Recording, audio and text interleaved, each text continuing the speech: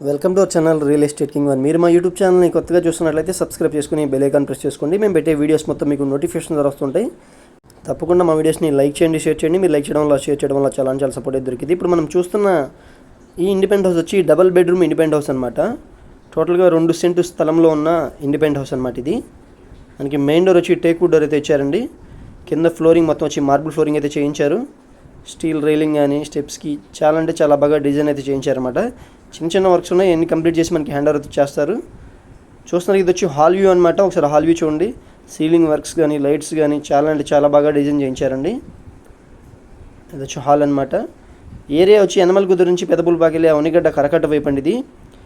మనకి ఇక్కడ వచ్చి ఇది వచ్చి డైనింగ్ హాల్ అనమాట. చూస్తున్నారు కదా, షాప్స్కి కానీ బస్ స్టాప్స్కి కానీ ఆటో స్టాండ్స్ కానీ అన్నిటికీ దగ్గరలో అవైలబుల్గా ఉన్న ఇండిపెండెంట్ హౌస్ అనమాట. ఇది డబుల్ బెడ్రూమ్ అనమాట.